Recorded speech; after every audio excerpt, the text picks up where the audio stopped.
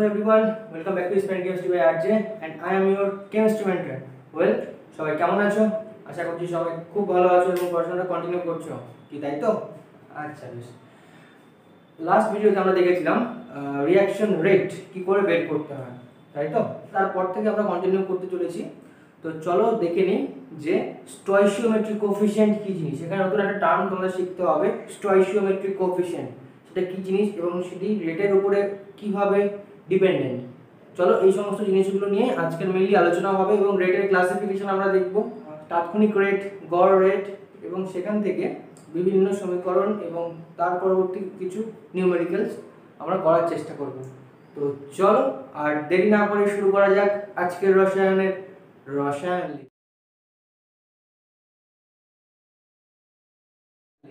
তো এখানে লাস্ট একটু রিভিশন দিয়ে নিই। ধরো তোমাকে বলা রয়েছিল যে a প্লাস b দুটো প্রোডাক্ট রিঅ্যাকট্যান্ট দেওয়া রয়েছে, a প্লাস b দুটো রিঅ্যাকট্যান্ট দেওয়া রয়েছে, সেখান থেকে তোমাকে বলা হলো p তৈরি হবে, প্রোডাক্ট তৈরি হবে। এখানে a b যা খুশি হতে পারে, তাই না, যে কোনো কম্পাউন্ড যে কোনো যৌগ হতে পারে। তো এখান থেকে তোমাকে বলা হয়েছিল রেট r, রেটকে ছোট হাতের r দ্বারা প্রকাশ করা হয়। r সমান সমান তুমি কি লিখতে পারবে, এটা লাস্ট ভিডিওতে আমরা শিখেছিলাম, তাই তো? এখান থেকে কি লিখতে পারবে, এখান থেকে লেখা যাবে r সমান সমান বলেছিলাম কি রিঅ্যাকট্যান্ট, এটাকে কি বলা হয় রিঅ্যাকট্যান্ট, যেগুলো সামনে থাকে আর এটাকে কি বলা হয় প্রোডাক্ট। তো রিঅ্যাকট্যান্ট গুলোকে মেইনলি আমরা মাইনাস দিয়ে লিখব, তাই না? কি করে লিখেছিলাম, বলেছিলাম যে রিঅ্যাকট্যান্টের কনসেন্ট্রেশনের পার্থক্য, এটা থার্ড ব্র্যাকেট মানে কনসেন্ট্রেশন ডিভাইডেড বাই সময়, তাই তো? হ্যাঁ, আর সামনে কি হয়ে যাবে একটা মাইনাস, কারণ এটা ভাঙছে। আমরা কি জানি রিঅ্যাকট্যান্ট গুলো ভাঙে আর প্রোডাক্ট গুলো তৈরি হয়, তার মানে রিঅ্যাকট্যান্ট যখন ভাঙছে সেই কারণে এখানে সামনে মাইনাস দেব। একই রকম ভাবে সবগুলো কিন্তু ইকুয়াল দিয়ে লিখতে হবে, তাই না? Concentration of B divided by সময় আর concentration of P divided by সময়, এটা হয়ে গেল আমাদের রেট, তাই না? রেট অফ রিঅ্যাকশন তোমাকে বলতে পারে বা শুধু রেটও বলতে পারে। আচ্ছা, এই ছিল আমাদের লাস্ট ভিডিওতে আমাদের শেখার মেইন টপিক।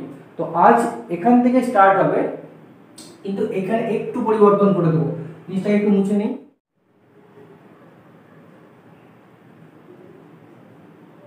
স্টয়কিওমেট্রিক কোএফিসিয়েন্ট, তোমাকে কি বলা হয়েছে কোশ্চেনে, স্টয়কিওমেট্রিক কোএফিসিয়েন্ট কি জিনিস, তাই না? সেটা আগে বুঝতে হবে। আচ্ছা, ধরো তোমাকে আরেকটা রিঅ্যাকশন দেওয়া হলো যে a থেকে 3b থেকে তৈরি হলো 2c, ঠিক আছে?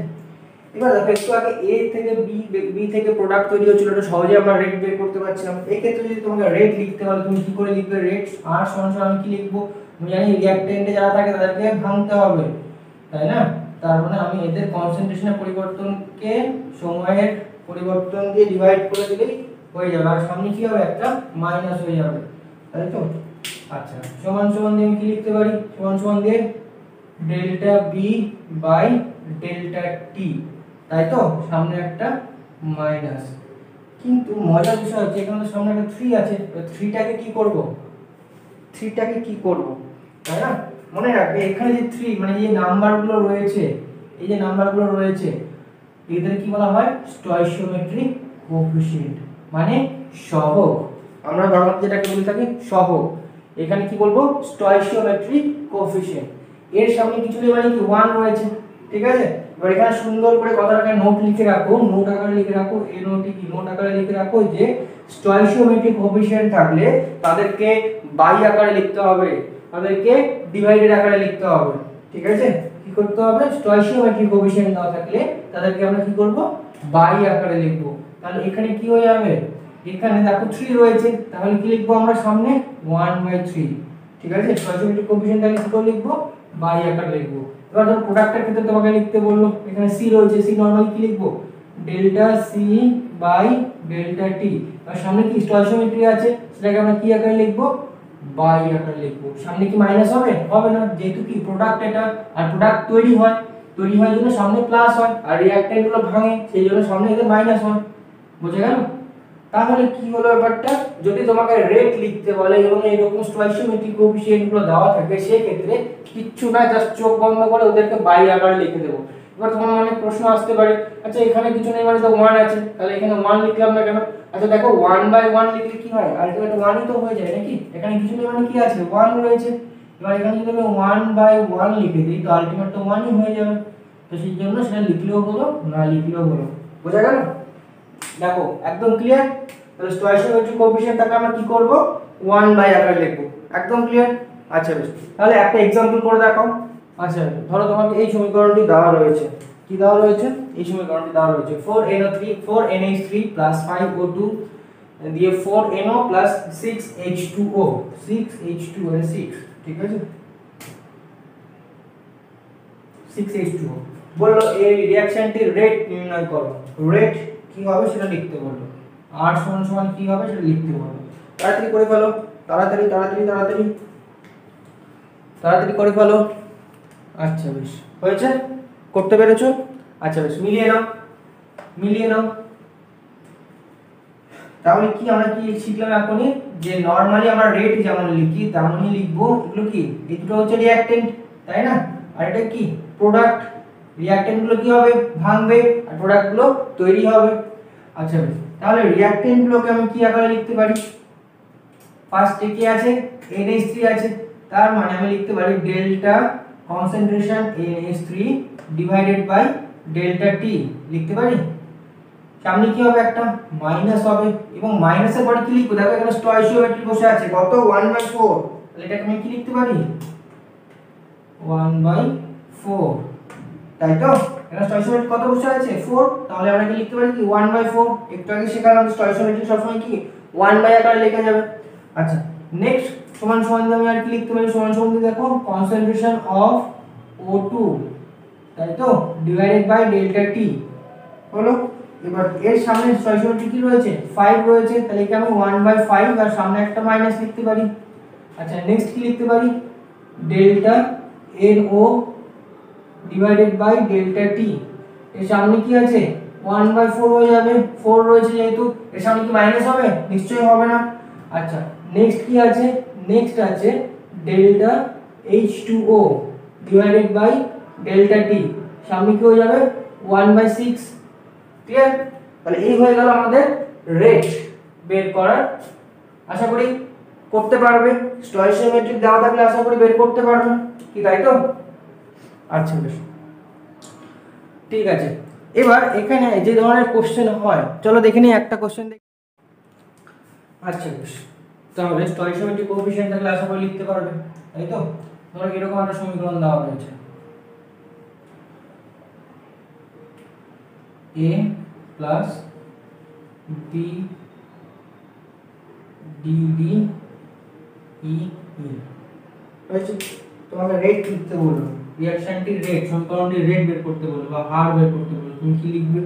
তাহলে R সমান আমি কি লিখতে পারবো, R সমান আমি লিখতে পারবো যে মাইনাস, একবার লিখে দিচ্ছি আশা করি এখন বুঝতে পারবে, delta A by delta T সমান minus 1/B delta B by delta T সমান 1/D delta D by delta T সমান 1/E delta E by delta T, তাই তো? এবার এখান থেকে তোমার যে রকম কোশ্চেন আসতে পারে, যে রকম প্রশ্ন তোমাকে জিজ্ঞেস করতে পারে, ধরো তোমাকে বলে দিল যে BA কোশ্চেনটা লিখো, BA এর অন্তর্হিত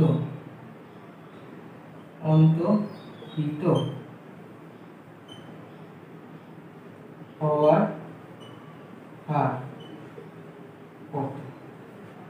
অথবা তোমাকে আরেকটা কোশ্চেন দিয়ে দিতে পারে যে ধরে নাও ডি এর উৎপন্ন হওয়ার হার কত, যা কিছু দিতে পারে, ঠিক আছে? তো এখানে আমাদের দুটো কথা, একটা হচ্ছে অন্তর্হিত আর একটা উৎপন্ন। অন্তর্হিত মানেটা কি, খুব ইম্পর্টেন্ট একটা শব্দ অন্তর্হিত, শুদ্ধ বাংলা ওয়ার্ড, ঠিক আছে? অন্তর্হিত হওয়ার অর্থ হচ্ছে ভাঙন হার, সত্যি শুদ্ধ বাংলা ভাষাটা ইউজ না করলেই পারতো নাকি? আচ্ছা তাহলে অন্তর্হিত কথার অর্থটা কি, ভাঙন হার, ঠিক আছে। আর উৎপন্ন হওয়ার হার মাসে তো বুঝতে পারছো। এবার খুব সুন্দর করে এখানে নোট নাম্বার 1টা তো আশা করি আগে লিখে নিয়েছো, এখানে সুন্দর করে পাশে নোট নাম্বার 2 লিখে রাখো। নোট নাম্বার 2 দিয়ে লিখে রাখো যে যদি কোনো পার্টিকুলার রিঅ্যাকশনের ক্ষেত্রে তোমাকে অন্তর্হিত হওয়ার হার মানে ভাঙন হার বা উৎপন্ন হওয়ার হার বের করতে বলে, সেক্ষেত্রে আমরা কোনো স্টয়কিওমেট্রিক কোএফিসিয়েন্ট ইউজ করব না। কি বললাম? কোনো স্টয়কিওমেট্রিক কোএফিসিয়েন্ট ইউজ করব না। খুব সুন্দর করে এখানে লিখে রাখো, ঠিক আছে। তো চলো দেখে নিই এই দুটো কোশ্চেনের উত্তর কি হবে। বি এর অন্তর্হিত হওয়ার হার এবং ডি এর উৎপন্ন হওয়ার হার, এই সমীকরণটা রেসপেক্টে। আচ্ছা, ফার্স্ট তোমার কি হবে, যে কোনো সমীকরণ পরীক্ষা দেওয়া থাক না কেন তোমার প্রথম কাজ কিন্তু এটাই হবে, তুমি রেট অফ রিঅ্যাকশন মানে রেট ইকুয়েশনটা লিখে ফেলবে খুব সুন্দর করে। এবার বি এর অন্তর্হিত হওয়ার হার বলেছে, তাই না? বি এর অন্তর্হিত হওয়ার হার মানে r সমান minus delta A by delta T যেটা লিখেছিলাম সমান সমান বি এর অন্তর্হিত হওয়ার হার মানে minus delta B by delta T. কি বলেছিলাম, এখানে কোনো স্টয়কিওমেট্রিক থাকলে সেটা আমরা ইউজ করব না। তাহলে স্টয়কিওমেট্রিকটা কোথায় যাবে? এই যে 1/b আছে, 1/b সমান সমান এই দিকে আছে, এদিকে আসলে কি হয়ে যাবে, শুধু b হয়ে যাবে। তো डायरेक्टली এখানে তুমি b লিখে দিতে পারবে। বুঝা গেল? ধরো তোমার যদি এখানে সেটা লেখা একটু ভুল হয়েছে, ডেল্টা এ হতো, যাই হোক। তাহলে কি বললাম, স্টয়কিওমেট্রিক হয় তুমি এদিকে দাও বা ওদিকে দাও একই ব্যাপার, ঠিক আছে। তোমার ধরো এ রেসপেক্টে দেওয়া রয়েছে, তাহলে বিটা কি করলাম, এখান থেকে কিন্তু সরিয়ে দিলাম। এটা হয়ে গেল আমাদের বি এর অন্তর্হিত বা ভাঙন হার, ঠিক আছে। এবার তোমাকে আরেকটা কি কোশ্চেন বলা হয়েছিল যে ডি এর উৎপন্ন হওয়ার হার কত। ডি এর উৎপন্ন হওয়ার হার আমি কি করে লিখতে পারি, ডি এর উৎপন্ন হওয়ার হার আমি লিখতে পারি, আচ্ছা আমি এটা এখানে লিখে দিচ্ছি। তাহলে ডি এর উৎপন্ন হওয়ার হার আমাকে বের করতে হবে, তাই না? তাহলে এখানে দেখো ডিটা কি 1/d আকারে আছে, আমি এদিকে দিলে কি হয়ে যাবে, minus D by B delta B by delta T সমান সমান delta D by delta T. দেখো তো বুঝতে পারলে কিনা? আমাকে ডি এর উৎপন্ন হওয়ার হার বলেছিল, আমি কি বলেছিলাম যে অন্তর্হিত হওয়ার হার বা উৎপন্ন হওয়ার হার যাই বলুক না কেন সেখানে কোনো রকম স্টয়কিওমেট্রিক আমরা রাখবো না। তাহলে রাখবো না, তাহলে কোথায় কি করব, এমনি তো হওয়া হয়ে যাবে না, হ্যাঁ এটা তো আর ভোলাটাইল না, তাই কি করব সেটা তার পাশে দিয়ে দেব, ঠিক আছে। তো তার পাশে দেখো এখানে 1/d আছে, এদিকে আসলে কি হয়ে যাবে, এটা ভাগ আকারে আছে, এদিকে আসলে গুণ আকারে হয়ে যাবে, তাই না? ডিটা উপরে চলে আসবে। কি বোঝা গেল? ঠিক আছে, আমি একটা কোশ্চেন দিয়ে তোমাদের বোঝানোর ট্রাই করছি, তাহলে হয়তো একটু আরেকটু সিম্পলিফাই করা যাবে। তো চলো দেখি নি আমরা একটা কোশ্চেন দেখো দেখে নাও কি বলেছে। 2a থেকে 4b c তৈরি হচ্ছে 10 সেকেন্ড সময়ে। b এর কনসেন্ট্রেশন তোমার দেওয়া রয়েছে 5 × 10⁻³ মোল লিটার ইনভার্স বৃদ্ধি পায়, তবে ওই সময় ব্যবধানে এক নম্বর কোশ্চেন কি আছে, b এর উৎপন্ন হওয়ার হার কত, আর 2 নম্বর a এর অন্তর্হিত হওয়ার হার কত, তাই তো? আচ্ছা চলো দেখে নাও কি করে করতে হবে। কোশ্চেনটা প্রথমে খুব ভালো করে কিন্তু পড়বে, পরীক্ষায় কোশ্চেন কিন্তু একদম সহজ থাকবে, কোশ্চেনটা খুব ভালো করে পড়বে। আচ্ছা তো দেখো ফার্স্ট এখানে 2a থেকে 4b c রয়েছে, তাই না? 2a থেকে 4b c রয়েছে, আমি জাস্ট স্টয়কিওমেট্রিক গুলোকে বাদ দিয়ে দিচ্ছি। a থেকে b হচ্ছে, সেখান থেকে c তৈরি হচ্ছে, হবে?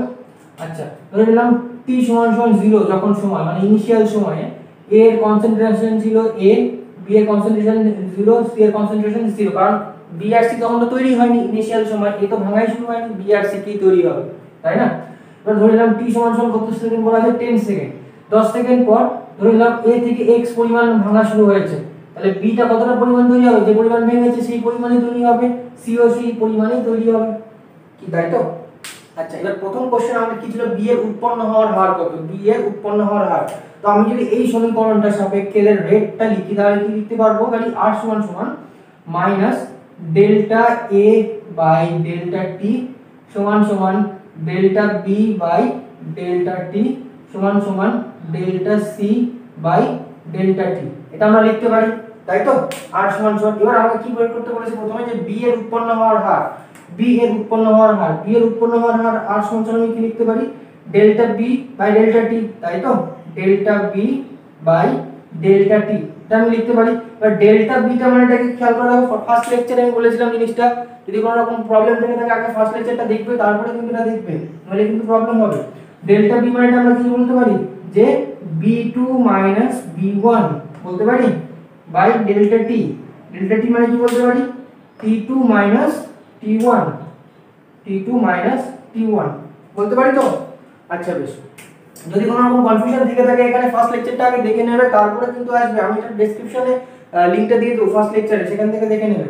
আচ্ছা এখানে b2 মানেটা কত, b2 মানেটা কত, b2 মানে দেখো তোমাকে এখানে বলা আছে 10 সেকেন্ড পর b এর কনসেন্ট্রেশন, তোমার এটা দেওয়াই রয়েছে 5 × 10 টু দি পাওয়ার -3, এটা দেওয়াই রয়েছে b2 এর কনসেন্ট্রেশন মাইনাস b1 এর কনসেন্ট্রেশন কত হবে। দেখো b1 মানটা কত, ইনিশিয়াল টাইমে b এর মানটা তো 0 ছিল, তাই না, ইনিশিয়াল টাইমে b এর মানটা তো 0 ছিল, তাই না, কারণ a তো তখন ভাঙাই শুরু হয়নি, তাহলে আলটিমেট b1 এর মানটা কত হয়ে যাবে, 0 হয়ে যাবে। কি জায়গাটা বোঝা গেল?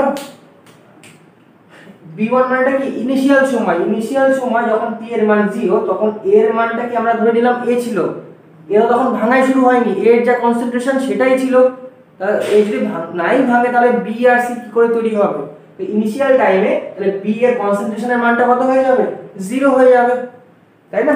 এবার সময় ব্যবধানটা দেখো t2 t1, t2 মানে কত দেখো এখানে বলে দিয়েছে 10 সেকেন্ড, t2 মানে যে আমরা এখানে লিখে দিয়েছিলাম, তাই না, এটা যদি আমরা t1 = 0 হয়, t2 = 10 সেকেন্ড, তাহলে t2 মানে 10 মাইনাস t1 মানে 0 হয়ে যাবে, এখান থেকে তুমি বের করতে পারবে। তাহলে আলটিমেট আমাদের কি হয়ে যাবে, ক্যালকুলেশন করো এই জায়গাটা, 0 থেকে কোনো কিছুকে বাদ দিলে কি হবে, ওই নাম্বারটা তো থাকবে, তাহলে আমাদের উপরে থাকবে 5 × 10 টু দি পাওয়ার -3 আর নিচে থাকবে 10। তাহলে দেখো এটা আমি এদিকে লিখতে পারি কিনা, 5 × 10 টু দি পাওয়ার -4 লিখতে পারি, এত mole litre inverse second inverse, বোঝা গেল। তাহলে এই হয়ে গেল b এর উৎপন্ন হওয়ার হার, b এর উৎপন্ন হওয়ার, আচ্ছা বেশ, তাহলে b এর উৎপন্ন হওয়ার হার পাওয়া গেল 5 × 10 to the power -4 mole litre inverse second inverse. এবার দ্বিতীয় নম্বর কোশ্চেন কি বলেছে আমাদের, a এর অন্তর্হিত হওয়ার হার কত। অন্তর্হিত মানে একটু আগে দেখলাম, অন্তর্হিত মানেটা কি, ভাঙন হার, তাই না, এই কতটা পরিমাণে ভেঙেছে। একটা কথা খুব গুরুত্বপূর্ণ, ভালো করে শুনবে, যদি কখনো তোমাকে কোনো একটা রিঅ্যাকশনের ক্ষেত্রে পার্টিকুলার কোনো একটা সাবস্টেন্সের রেট দেওয়া থাকে, ঠিক আছে, সেই ক্ষেত্রে তুমি ডিরেক্টলি তার সাপেক্ষে বের করার চেষ্টা করো। যেমন এই ক্ষেত্রে যেমন দেখো আমরা বি এরটা আগে বের করে নিয়েছি, কেন, কারণ বি এর ক্ষেত্রে ওর কনসেন্ট্রেশনটা দেওয়া ছিল, টাইম ডিউরেশনটা দেওয়া ছিল, তাই তো, তো সেই ক্ষেত্রে আমরা সহজেই সেটা বি এর ক্ষেত্রে বি এর উৎপন্ন হওয়ার হারটা বের করে নিয়েছিলাম। এবার বি এর রেসপেক্টে আমরা এ অথবা যদি সি বের করতে বলতো, তাহলে বি এর রেসপেক্টে আমরা সেটা বের করব, বোঝা গেল ব্যাপারটা। তো ফার্স্টে কোনো একটা পার্টিকুলার কারোর রেসপেক্টে তোমাকে বের করতে হবে, সেটা আগে বুঝে নেবে, ঠিক আছে। আচ্ছা এক্ষেত্রে তাহলে বি এর অন্তর্হিত হওয়ার হার কত, তো এই ক্ষেত্রে ফার্স্ট আমি ডিরেক্টলি আগে রিঅ্যাকশনের রেটটা লিখব, আর সমান কি লিখব, স্টয়কিওমেট্রিক দিয়ে লিখব, কি লিখতে পারি -1/2, তোমরা এখন বুঝে গেছো আশা করি। তো আমি ডিরেক্টলি লিখে দিচ্ছি dA/dt del A by delta t সমান 1/4 delta B by delta t সমান delta C by delta t, তাই তো। আচ্ছা এবার যেহেতু আমি a এর ক্ষেত্রে এর অন্তর্নিহিত হওয়া বের করব, এর ক্ষেত্রে মানটা বের করব, তাহলে এখানে -1 জাস্ট এতটুকুই নেব, ঠিক আছে, যেহেতু b এর রেসপেক্টে বের করব 1/2। আচ্ছা এখানে কিন্তু b মানে হচ্ছে ডেল্টা b, ঠিক আছে, delta b by delta t এর মানটা আমি পেয়ে গেছি, ঠিক আছে। আচ্ছা 1/2 delta a by delta t সমান 1/4 delta b by delta t। এবার কার বের করতে হবে, এর অন্তর্হিত হওয়া, মানে delta a by delta t এর মানটা বের করতে হবে, তাহলে minus delta a by delta t সমান, এবার এদিকে যে 1/2 আছে এদিকে চলে গেলে কি হয়ে যাবে, এদিকে ভাগ আকারে আছে 1/r আকারে আছে, এদিকে আসলে উপরে 2/4 delta b by delta t, clear, বুঝে গেল। আচ্ছা তাহলে 2 আর 4 কাটো, তাহলে কত হবে 1/2 delta b by delta t। তো যেহেতু অন্তর্হিত বলেছে ওই জন্য সামনে একটা মাইনাস রয়েছে, তো মাইনাস এখানে থাকুক, কোনো সমস্যা নেই, ঠিক আছে।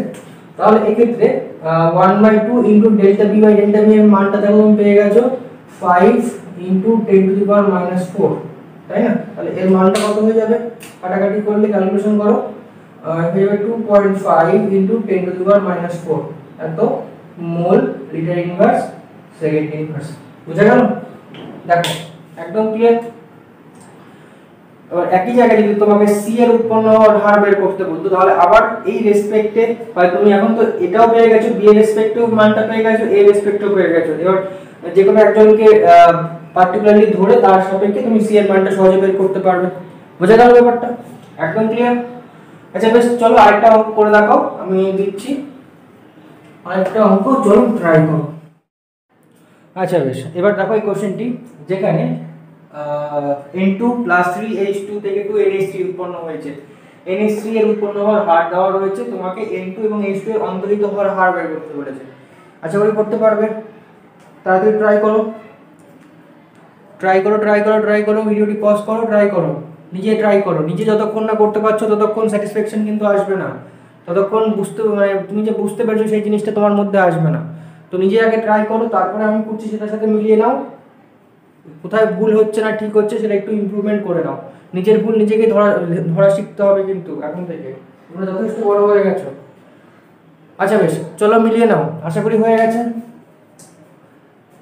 আচ্ছা বেশ, দেখো কি বলেছে তোমার NH3। ফার্স্টে আমরা কি বলেছিলাম যে যখনই কোনো রকম রিঅ্যাকশন দেওয়া থাকে তোমার প্রথম কাজ হবে যে ওর রেট ইকুয়েশন লেখা। R সমান কি লিখতে পারি, মাইনাস, আমি আর কিন্তু ভেঙে লিখছি না কিন্তু, ঠিক আছে, ডিরেক্টলি বলে দিচ্ছি, minus delta N2 by delta T সমান minus 1/3 delta H2 by delta T সমান 1/2 delta NH3 by delta T হয়েছে। এবার দেখো এখানে তোমার কি দেওয়া রয়েছে, NH3 এর উৎপন্ন হওয়ার হার মানেটা কি, যে delta NH3 by delta T এর মান দেওয়া রয়েছে 9.6 × 10⁻³ এত mole litre inverse second inverse, তাই তো? এটার মান দেওয়া রয়েছে, কিন্তু এখানে স্টয়কিওমেট্রিক সহকারে কিন্তু মান দেওয়া নেই, এটা কিন্তু অবশ্যই মাথায় রাখবে। এবার দেখো একটু আগে যে কথাটা বলছিলাম যে কারোর রেসপেক্টে তোমাকে বের করতে হবে, তাই না? তো এখানে তোমাকে একটা উল্লেখ করে দেওয়াই রয়েছে, সেক্ষেত্রে তোমার আর কোনো সমস্যাই নেই। তার মানে এর রেসপেক্টে তোমার বাকিগুলোর মান বের করতে হবে। যেমন তোমার ফার্স্টে কি বলেছে, n2 এর মান বের করতে বলেছে, তাহলে n2 এর ক্ষেত্রে তুমি কি লিখতে পারবে, ধরো এখানে আমরা পেয়েছি, তার মানে এটার সাপেক্ষে আমরা এর মান বের করব, তাই তো? এর সাপেক্ষে এর মান বের করব, তাহলে কি হবে, ফার্স্ট টাইম n2 এর ক্ষেত্রে বের করছি, তাহলে কি লিখতে পারি, delta n2 by delta T সমান half delta NH3 divided by delta T। আচ্ছা এখানে যে মানটা দেওয়া ছিল সেটা কিন্তু শুধুমাত্র delta NH3 by delta T এর মান, ঠিক আছে, হাফ ইনটু ওটার মান কিন্তু দেওয়া নেই। বুঝা গেল? এবার তোমাকে এটার মানটা বের করতে হবে, তাহলে কি, চোখ বন্ধ করে জাস্ট হাফ ইনটু, আর এটার মানটা বসিয়ে দাও 9.6 × 10⁻³ তাহলে এটাকে হিসাব করো, ক্যালকুলেশন করো, ক্যালকুলেটর রয়েছে নিশ্চয়ই তোমাদের কাছে। আচ্ছা এটা হিসাব করে তোমরা আসবে 4.8 × 10⁻³ আচ্ছা এটা হিসাব করে কত আসবে, 4.8 × 10⁻³ এত mole litre inverse second inverse. আশা করি বুঝতে পেরেছো? কারো রেসপেক্টে কিন্তু তোমাকে বের করতে হবে, বুঝা গেল? আচ্ছা বেশ, এবার নাম্বার 2 কি বলেছে যে H2 এর অন্তর্হিত হওয়ার হার কত, H2 এর অন্তর্হিত হওয়ার হার কত, আমি কোথায় এখানে করে দেখাচ্ছি, H2 এর অন্তর্হিত হওয়ার হার কত, এখানে করছি H2 এর, তার মানে তোমার এর রেসপেক্টে এটা বের করতে হবে। আচ্ছা আমি এটা মুছে দিচ্ছি,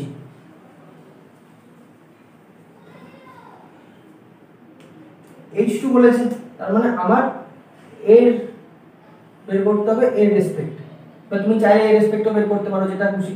আমি ধরে নিচ্ছি আমি এর রেসপেক্টে বের করব, ঠিক আছে? আচ্ছা সেই ক্ষেত্রে কি করব, ফার্স্টে -1/3 delta H2 by delta T সমান half delta NH3 divided by delta T হয়েছে। আচ্ছা এবার ফার্স্টে প্রথম কাজ কি হবে, স্টয়কিওমেট্রিক তো রাখা যাবে না, কারণ অন্তর্হিত বলুক বা উৎপন্ন হওয়ার হার বলুক বা ভাঙন হার বলুক, যাই বলুক না কেন, স্টয়কিওমেট্রিক কি থাকে? নিশ্চয়ই থাকে না। তোমরা অলরেডি পাকা হয়ে গেছো, জিনিসগুলো সম্বন্ধে তোমাদের যথেষ্ট নলেজ হয়ে গেছে, তো এগুলো ভুল হওয়ার কথা না। তাহলে কি হবে, জাস্ট 1/3 টা ওইদিকে চলে যাবে, 1/3 টা ওইদিকে গেলে কি হবে, 3/2 হয়ে যাবে, তাই না? এইদিকে 3 টা নিচে আছে, ওইদিকে গেলে উপরে চলে যাবে, সাইড চেঞ্জ হলে আমরা সাইন চেঞ্জ হয়ে যায় আমরা জানি, delta NH3 divided by delta T হয়েছে। এবার দেখো ডেল্টা NH3 বাই ডেল্টা টি এর মানটা দেওয়া রয়েছে 3/2 ইনটু এর মানটা কত 9.6 into 10 to the power -3 9.6 into 10 to the power -3 এবার এটা ক্যালকুলেশন করো তাড়াতাড়ি ক্যালকুলেশন করো এর ক্যালকুলেশন করে আসবে তোমার 1.44 ইনটু 10 টু দি পাওয়ার -2 আচ্ছা এর ক্যালকুলেশন করে আসবে তোমার 1.44 into 10 to the power -2 mole litre inverse second inverse হলো তাহলে বের করতে পারবে আশা করি কোশ্চেনগুলো বোঝা গেছে এই টাইপের প্রশ্ন ক্লাসগুলো করতে পারবে নিশ্চয়ই আচ্ছা বেশ যদি কোনো সমস্যা থেকে থাকে আরেকবার রিমাইন্ড করে নাও রিমাইন্ড করে আরেকবার দেখে নাও আশা করি তোমাদের সমস্ত কনফিউশন দূর হয়ে যাবে এবং এই রিলেটেড তোমাদের এক্সারসাইজে যতগুলো কোশ্চেন রয়েছে তোমরা জাস্ট একটু ট্রাই করার চেষ্টা করো নিজেরা ট্রাই করার চেষ্টা করো সেগুলো করতে পারছো কিনা হয়েছে আচ্ছা ঠিক আছে নেক্সট চলে যাচ্ছি পরবর্তী টপিকে